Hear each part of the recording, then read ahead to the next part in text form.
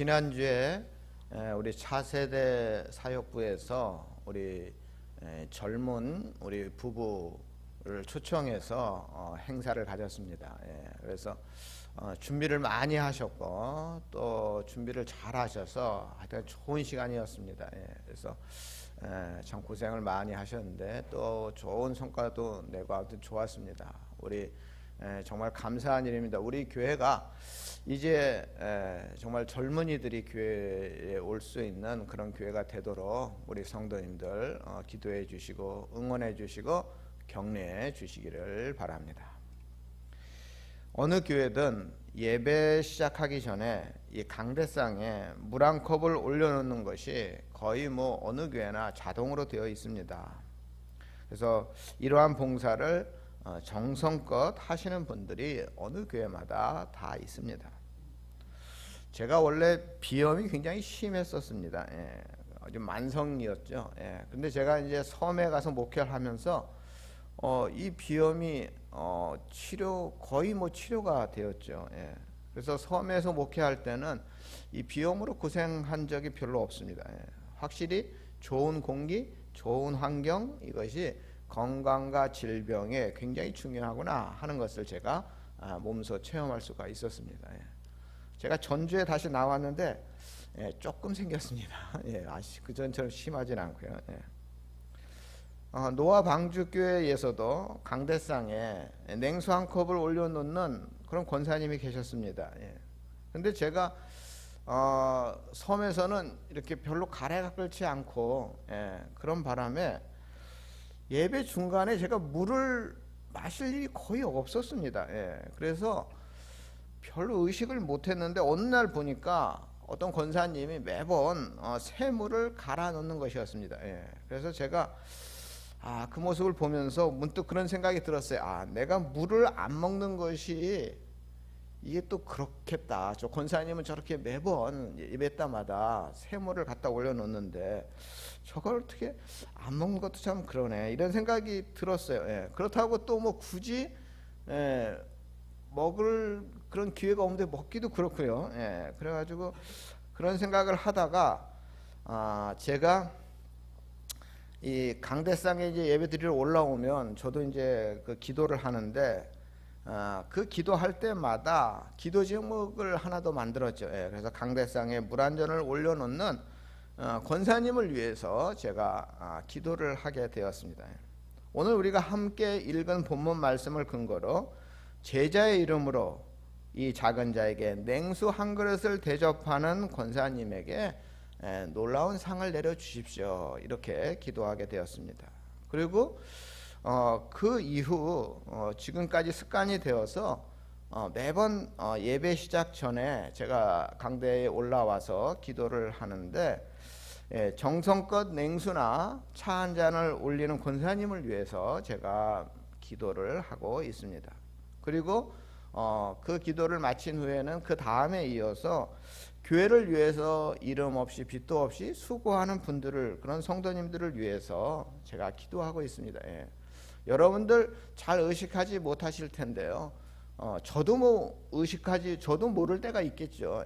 그런데 어느 교회나 이름도 없이 빚도 없이 이렇게 봉사하고 헌신하시는 분들이 있습니다. 아침 일찍 와서 정말 안내하기 위해서 남들보다 한두 시간 일찍 와서 정말 묵묵히 봉사하시는 분들도 계시고, 또 문을 열고 닫고 하여튼간 우리가 보이지 않는 곳에서 하시는 분들이 의외로 많이 있습니다. 제가 그분들을 위해서도 제가 기도를 하고 있습니다.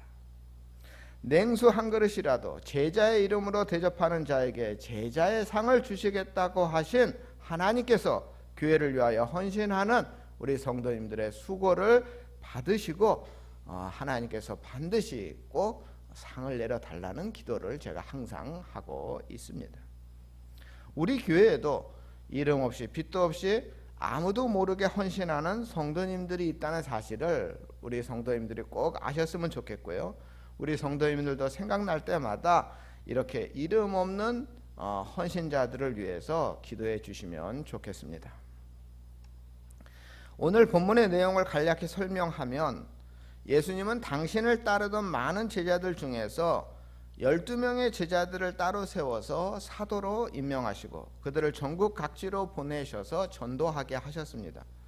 10장 5절부터 10절까지에 보면 예수님은 전도 대상을 이스라엘 집에 잃어버린 양으로 선정하시고 또 전도의 내용은 천국이 가까이 왔다, 복음을 믿어라, 그리고 제자들에게 전도자로서의 권능을 주시면서 전도하는 동안 인간적인 수단에 의지하지 말고 전적으로 하나님을 의지할 것을 말씀하셨습니다. 11절부터 15절까지는 사도들에게 자신들의 전도에 대한 사람들의 반응에 연연하지 말고 전도자로서의 사역에 충실할 것을 또 말씀하셨고요. 또 16절에서 39절까지는 전도자가 만나게 될 여러 가지 문제적 상황, 전도자로서 사역하는 동안 받게 될 어려움과 고난과 핍박에 대해서도 말씀을 하셨습니다. 그리고 파송되어 가는 제자들을 위한 격려와 은총의 말씀도 아끼지 않으셨습니다. 그리고 나서 오늘 본문은 바로 이 부분, 즉 파송되는 사도들에게 하신 격려와 은총의 말씀입니다. 40절 말씀 우리 화면을 보시고 한번 읽어보겠습니다. 너희를 영접하는 자는 나를 영접하는 것이요 나를 영접하는 자는 나를 보내신 이를 영접하는 것이니라. 이것은 제자들이 사방팔방으로 나가서 사역할 때 제자들을 영접하는 사람들에 대한 말씀입니다. 많은 사람들이 제자들을 영접하는 것은 눈에 보이는 평범한 제자들의 모습 혹은 참 제자들은 좀 누추하지 않았겠어요? 그런 누추해 보이는 그런 평범한 제자들의 그것을 영접하는 것이 아니다 하는 것입니다. 제자들은 예수님의 이름으로, 예수님의 권위로, 그리고 예수님을 보내신 성부 하나님의 이름과 권위로 나아가서 전하는 것입니다. 따라서 일반 사람들이 보기에 제자들이 비록 보잘것없는 사람처럼 보이고 그래서 업신 여길 수도 있고 또 복음을 위하여 일하는 것 자체가 예로부터 선지자들이나 의인들처럼 무시당하고 핍박당할 수 있기 때문에 그럼에도 제자들을 맞아 냉수 한 그릇이라도 대접하는 사람은 반드시 상을 받을 것이다, 이렇게 말씀을 하셨습니다. 우리 42절 말씀 우리 화면을 보시고 우리 함께 읽겠습니다. 또 누구든지 제자의 이름으로 이 작은 자 중 하나에게 냉수 한 그릇이라도 주는 자는 내가 진실로 너희에게 이르노니 그 사람이 결탄코 상을 잃지 아니하리라. 즉 제자들을 대접하는 사람은 그 대접에 해당하는 상을 받게 될 것이다 하는 말씀입니다. 두 번째로 이 말씀은 제자들이 가서 만날 사람에 관한 것입니다. 즉 제자들이 가서 만나 사역을 해야 될 사람이 누구냐? 제자들이 전하는 말씀의 의미가 무엇이냐에 관한 것입니다. 제자들이 가서 만날 사람은 대부분 지극히 작은 자입니다. 무시해도 괜찮은 사람들입니다. 그러나 예수님은 그들을 주님처럼 대하라 말씀하셨습니다. 일반적으로 우리가 자기보다 높은 사람, 자기보다 위에 있는 사람, 잘나 보이는 사람은 섬기기가 쉽습니다. 그러나 자기보다 작은 자, 훨씬 작아 보이는 사람은 무시하기 쉽고 멸시하기 쉽고 천대하기 쉽습니다. 이런 일반적인 모습에 대해 예수님은 지극히 작은 자 하나에게 하지 아니한 것이 곧 내게 하지 아니한 것이다, 이렇게 마태복음 25장 45절에 말씀을 하셨습니다. 즉 제자들이 가서 복음을 전할 때 소외된 사람, 가난한 사람, 무시당하는 사람 등등 지극히 작은 자를 절대 무시하지 말라 하는 말씀을 하신 것입니다. 그러면 제자들이 그들에게 전하는 복음의 의미는 무엇입니까? 오늘 본문은 그 복음의 의미를 냉수 한 그릇이라는 냉수 한 그릇이라고 아주 뭔가 축약적으로 표현을 하고 있습니다. 여기서 냉수라는 말은 우리가 가지고 있는 성경 전체에 딱 3번 나오거든요. 예레미야 18장 14절에 찬물이라고 표현이 나오고요. 잠언 25장 13절에 추수하는 날에 얼음 냉수 같아서 이런 말이 나오고요. 그리고 오늘 본문에 나옵니다. 얼음 냉수는 오늘날 우리들이 누구나 다 쉽게 먹을 수 있는 것이죠. 얼음 냉수. 그러나 성경 시대에는 이런 얼음 냉수가 굉장히 귀했습니다. 조선시대 기록을 보면 초여름 보리타작을 할 때 석빙고에서 얼음을 꺼내 먹었다, 그런 기록이 있어요. 그런데 그건 누가 먹은 거예요? 왕이나 귀족들이 먹은 거죠. 그러니까 마태복음에 나오는 냉수 한 그릇은 평범한 물 한 그릇에 불과합니다. 냉수라고 표현했지만 사실 그쪽 나라 날씨가 무덥지 않습니까? 그러니까 아마 그 냉수는 미지근한 물일 수도 있습니다. 그러나 미지근한 물임에도 갈증이 심한 여름날 이 물 한 그릇은 우리의 몸과 영혼과 삶을 시원하게 하는 것이 됩니다. 아무리 작고 사소한 것이라도 남을 대접할 수 있는 이 작은 것, 이 최소한의 것이라도 그 작은 것이 아니라 중요한 것이 될 수 있다 하는 것을 말씀하고 있습니다. 따라서 오늘 본문에서 예수님은 성도들이 복음을 전하는 행동이나 다른 사람을 섬기는 것, 대접하는 것이 아무리 사소한 것이라도 그들에게 몸과 영혼과 삶을 시원하게 하는 것이 되고, 그러기에 냉수 한 그릇 대접하는 것이 별거 아닌 것 같지만 하나님으로부터는 큰 상을 받을 것이다, 이런 말씀이죠. 이처럼 우리 예수님은 우리 성도님들이 복음을 전하거나 다른 사람을 섬기는 이 작은 일을 결코 작은 일로 보지 않으신다 하는 사실을 꼭 기억하시기 바랍니다. 우리 성도님들이 작은 자 하나에게 별뜻 없이 냉수한 것을 대접한 것이 우리 성도님들을 찾아온 예수님을 섬긴 일이 될 수도 있고, 반대로 우리 성도님들이 무심코 이 작은 냉수 한 그릇을 거부했다면 그 여러분을 찾으신 주님을 거부한 것이 될 수도 있습니다. 이 냉수 한 그릇, 이 작은 일이 이 땅에서의 상과 또 장차 받을 상을 결정하는 아주 중요한 사건이 될 수가 있는 것입니다. 그러므로 아주 보잘것없어 보이는 사람일지라도 그에게 복음을 전하고 그를 대접하고 아주 사소한 사랑과 섬김이라도 그것을 실천하는 우리 성도님들이 되어야 하는 것입니다. 이 작은 실천으로 결코 상을 잃지 않을 것입니다. 그렇다면 그 상은 어떤 것일까요? 오늘 본문은 그 상에 대해서 또 강조하고 있는데요. 우리 화면에 그대로 있네요. 우리 한 번 더 읽어보겠습니다.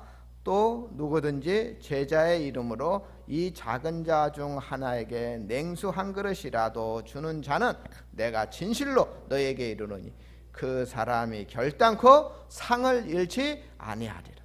상을 잃지 않는다, 이렇게 표현한 것은 반드시 상을 준다, 이런 뜻이죠. 그렇다면 냉수 한 그릇을 대접했을 때 받게 되는 상은 어떤 상이냐? 그것은 우리 3번입니다. 우리 41절 우리 화면 보여주세요. 우리 함께 읽겠습니다. 선지자의 이름으로 선지자를 영접하는 자는 선지자의 상을 받을 것이요, 의인의 이름으로 의인을 영접하는 자는 의인의 상을 받을 것이요. 여기서 선지자의 상을 받는다 하는 것입니다. 의인의 상을 받는다 하는 것입니다. 선지자의 상이란 선지자가 선지자로서의 사명을 잘 감당하고 나서 받는 상을 말합니다. 그러니까요. 선지자의 사명이라는 것이 감당하기 쉬운 일입니까? 결코 쉬운 일이 아닙니다. 구약의 선지자들은 사명을 감당하다가 지독한 고난과 핍박과 죽음을 당하기까지 했습니다. 그러니 이 선지자의 사명을 잘 감당한 사람은 어마어마한 선지자의 상이 주어질 것입니다. 그런데 오늘 주님은 이 땅에 작은 자들에게 복음을 전하고 그들을 섬긴 일, 작은 냉수 한 그릇을 대접한 일, 그것이 선지자의 사역처럼 크다는 것입니다. 물 한 그릇을 대접한 성도를 선지자로 여기셔서 그에게 선지자의 상을 주겠다, 이렇게 말씀하고 있습니다. 즉 우리 성도님들이 선지자가 아니더라도 선지자의 상을 받을 수 있다 하는 뜻입니다. 이 땅에서 의롭게 살고 의를 위하여 죽은 사람은 하나님이 잊지 않으시고 의인의 상을 주십니다. 반드시 의로운 그들에게 아주 대단한 상을 주실 것입니다. 그런데 의로운 자들이 받은 의인의 상을 이 땅에서 복음을 전하고 다른 사람을 대접한 정말 냉수 한 그릇이라 대접한 자도 받을 것이다. 이렇게 말씀하고 있는 것입니다.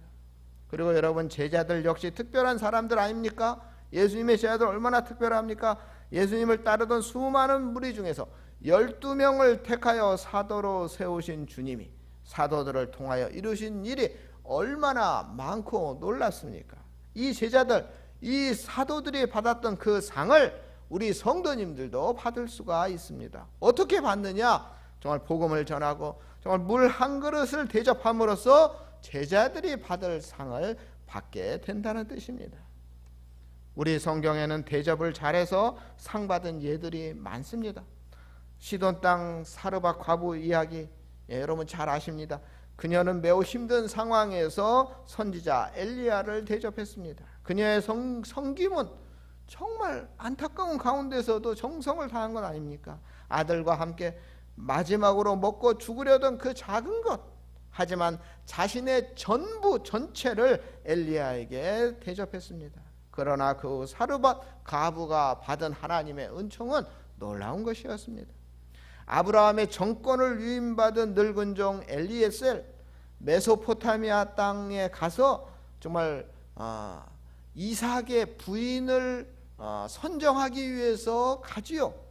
근데 거기 가서 부두엘이라는 곳에 가서 부두엘의 딸 리브가를 봅니다. 그래서 이 리브가에게 물을 달라고 요청하죠. 물 한 잔을 달라고 요청합니다. 그때 이 리브가는 어떻게 합니까?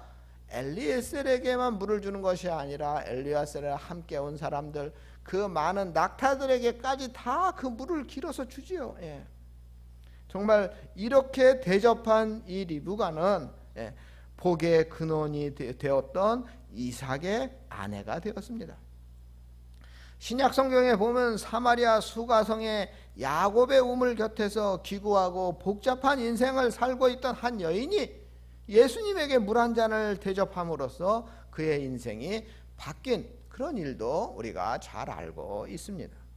냉수 한 그릇 대접함으로 받은 은총이 이렇게 놀랍습니다. 그러니 우리 성도님들, 다른 사람을 잘 대접해 주었다면 얼마나 크고 놀라운 복과 은혜가 우리에게 주어지겠습니까?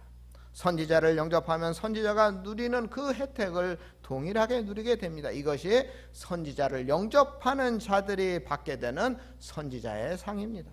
의인을 영접하면 그 의인이 누리는 모든 좋은 것을 함께 누릴 수가 있습니다. 이것이 바로 의인의 상을 받는 것입니다. 이처럼 주님의 제자들에게 냉수 한 그릇이라도 제공하는 사람은 제자들의 반열에 서서 제자들과 어깨를 나란히 하는 상을 받게 됩니다. 우리 성도님들, 예수님이 말씀하신 이 냉수 한 그릇의 이 상이 정말 놀랍지 않습니까? 하나님은 아무에게나 상을 남발하는 분이 아니십니다. 하나님은 상을 받을 만한 가치가 있는 사람에게만 상을 주시는 분입니다. 혹시 오해하실까 말씀드리는데, 하나님의 상은 눈에 보이는 것만이라고 생각하지 마시기 바랍니다. 물론 중요한 것은 하나님의 상은 분명하다는 것입니다. 어떤 사람에게는 보이게도 주시죠. 현세적으로 보이게 주십니다. 물질적으로 보이게도 주십니다. 또 어떤 사람에게는 가정과 자녀의 복으로, 또 어떤 사람에게는 건강의 복으로, 그리고 무엇보다 중요한 하늘의 신령한 복을 반드시 주십니다. 이제 오늘 본문에서 가장 중요한 말씀을 제가 드리고 마치겠습니다. 사실 오늘 본문은 제자들이나 성도들이 받을 상의 의미, 그 이상의 함축된 복음의 내용이 있는 아주 귀중한 말씀입니다. 오늘 우리가 읽은 본문을 공동 번역으로 번역된 성경으로 우리가 다시 한번 읽어보겠습니다. 우리 화면을 보시면요, 우리 4번 우리 함께 읽겠습니다. 너희를 맞아들이는 사람은 나를 맞아들이는 것이요, 나를 맞아들이는 사람은 나를 보내신 분을 맞아들이는 것이다. 예언자를 예언자로 맞아들이는 사람은 예언자가 받을 상을 얻은 것이요, 의인의 의인이라 해서 맞아들이는 사람은 의인이 받을 상을 받을 것이다. 내가 진정으로 너희에게 말한다. 이 작은 사랑 가운데 하나에게 내 제자라고 해서 냉수 한 그릇이라도 주는 사람은 절대로 자기가 받을 상을 잊지 않을 것이다. 우리가 가지고 있는 성경보다 조금 이제 쉽고 부드럽게 번역이 되어 있죠.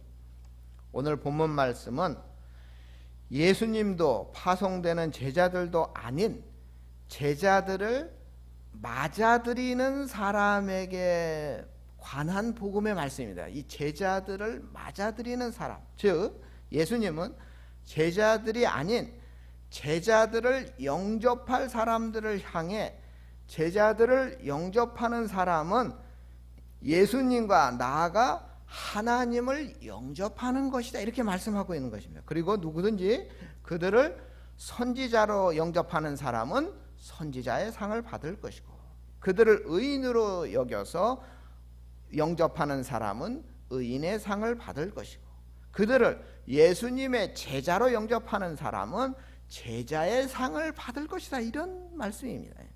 이 말씀을 우리가 한 번 더 깊이 생각해 보면 우리 성도님들로 인하여 다른 사람이 받을 복에 관하여 말씀하시는 겁니다. 우리 성도님들이 받는 상이 아니라 우리 성도님들로 인하여 다른 사람이 받을 상을 말씀하는 것입니다. 즉 우리 성도님들이 주님의 일꾼으로 다른 사람에게 갔을 때 다른 사람들이 우리 성도님들을 어떻게 영접하는가에 따라서 받을 상과 복이 달라진다는 뜻입니다. 따라서 우리 성도님들은 그들에게 복의 통로가 되는 것입니다. 그러므로 우리 성도님들이 어떤 자세로 어떤 신분으로 그들에게 다가가느냐, 우리 성도님들을 만난 사람들이 받게 될 복이 달라지는 것입니다. 그래서 우리는 꼭 기억해야 됩니다. 우리 성도님들은 복의 통로이자 상의 근거입니다. 우리 성도님들 때문에 주변 사람들이 복을 받고, 우리 성도님들 때문에 우리 주변 사람들이 상을 받게 되니 우리 성도님들이 이 세상 가운데 얼마나 중요한 사람인지 하는 것을 우리는 분명히 기억하고 생활을 해야 하는 것입니다. 미국 동부 매사추세츠라는 그 주가 있는데요. 여기는 매사추세츠주는 굉장히 미국에서도 중요한 곳인데, 우리가 알기로는 MIT 공대나 뭐 이런 보스턴 대학 이런 곳이 있는 곳인데, 그런 곳이 아니고 이 노샘프턴이라는 작은 도시가 있다 그래요. 인구가 약 3만 5천 명 정도 되는 아주 작은 도시인데, 이 도시에 별 볼 게 없는데 유일한 관광지가 하나 있어요. 그게 뭐 작은 오두막집인데 사람들은 이것을 보려고 많은 관광객들이 온다 그래요. 이 오두막집의 간판에 뭐라고 써 있냐면, 이 집은 비록 작지만 미국 역사를 새로 만들어낸 위대한 집입니다, 이렇게 이제 간판이 써 있습니다. 그리고 그 아래에 이 집에서 나온 인물들이 기록되어 있어요. 그 이름들이. 그래서 그 집은 지금으로부터 200년 전에 남편 조나단과 그 아내 사라가 가정을 이루고 살았던 집입니다. 이 두 사람에게서 12명의 자녀가 출산이 됐는데, 이 12명의 자녀가 또 3대, 4대, 5대에 걸쳐서 후손이 나왔죠. 근데 이 후손들 중에 미국 부통령이 한 명이고요, 13명의 대학 총장, 3명의 주지사, 3명의 시장, 149명의 변호사, 48명의 검사, 116명의 목사, 75명의 사업가, 25명의 발명가, 66명의 교수, 82명의 차관급 공무원, 그리고 68명의 의사가 배출되었다 그래요. 그래서 이 집을 집중적으로 연구했어요. 도대체 어떻게 이 많은 후손들이 이렇게 잘 될 수 있었을까? 그래서 결론은 이 조나단과 사라, 이 12명의 자녀에게서 이렇게 했는데, 이 조나단과 사라가 이 12명의 자녀들을 교육할 때 가장 핵심이 뭐냐? 하나님을 잘 믿는 신앙을 물려주었다 하는 것입니다. 바로 이 남편 조나단이 1700년대 미국 부흥을 이끈 조나단 에드워즈 목사님입니다. 무슨 말이냐? 지극히 평범한 조나단과 사라 부부로 인하여 그 후손들과 그 지역 사람들까지 하나님의 상을 받아 누리게 되었다 하는 것입니다. 그러므로 우리 성도님들, 우리 성도님들 주변을 복되게 하고 상받게 하시려거든 선지자로 살아가야 합니다. 의인으로 살아가야 합니다. 제자로 살아가야 하는 것입니다. 복음을 전하고 이웃에게 냉수 한 그릇이라도 대접하라는 뜻입니다.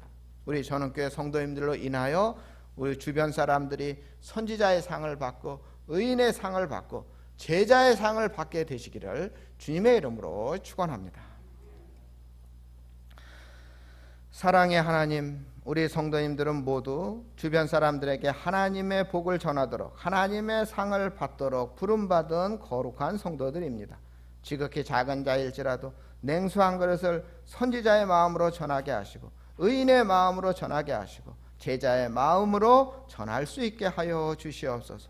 우리 성도님들 때문에 주변 사람들이 달라지게 하시고 우리 성도님들 때문에 주변 사람들이 선지자의 상을 받고 의인의 상을 받고 제자의 상을 받아 누리게 하여 주시옵소서.